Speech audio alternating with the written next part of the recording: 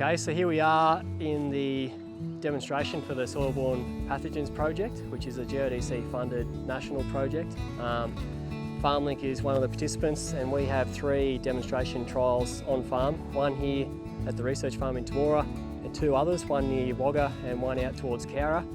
So basically we're going to take a walk across this one today and talk about what this project is all about.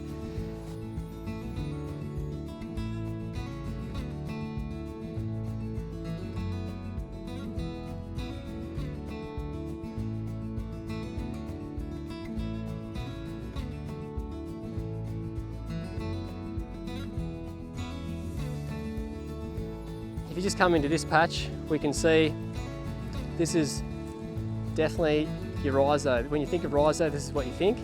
It's pretty obvious. You've got stunted plants just around me where the high fall mat hasn't quite reached as much. The plants are in better condition. And this is what we're trying to avoid. So basically, I've got two little barley groups here, one from in a not so bad Rhizoctonia area and one from where we're sitting.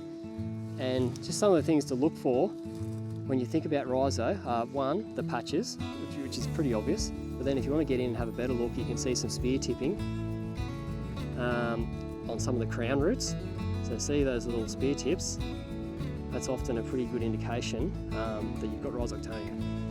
And then obviously the plant stunting. So this is going to be nutrient deficient. It's got less root growth, so it's under pressure. That's pretty obvious really. And then this one from over in our cultivated treatment, it's still going to be affected by rhizo most likely, but the roots are in better condition, the plants aren't as stunted, and in this case it's done a better job. But there's more to it than just cultivation. The big thing is crop rotation, and that's what we've got over the background. Half this paddock has been sown down to canola, and that's basically the number one. When you talk to the Soilborne pathogens gurus, crop type is the way to go, and that's what we've done. So yeah, just to sum it up, this is a really bad rhizo paddock. We've put barley down, which is exactly what not to do to try and express the disease. We've done some cultivation pre-sowing. We've done some zero-till disc seeding in another treatment, which is very bad from a rhizo point of view, and then we've got our crop rotation canola in the background. So yeah, that's just a bit of a sum up. This project is basically about extending some of the principles and best practice that have been known for quite some time. And I guess the aim of this project is really identify, firstly, how to manage the disease better. So what we're thinking about is the inoculum and also the yield decline. So from an inoculum point of view, break up that high fall mat, promote microbial activity over summer. So that's sort of in that cultivation treatment. Reducing grass weeds in that early, late fallow into early sowing period to try and reduce the inoculum build up. So that's the first thing, reduce the inoculum. And then we go into the root story. We need to improve root access deeper away from the high fall mat. We can do that through earlier sowing into warmer conditions, sometimes some disturbance under the seed. So here in this disc seeding system, we're not getting any disturbance under the seed.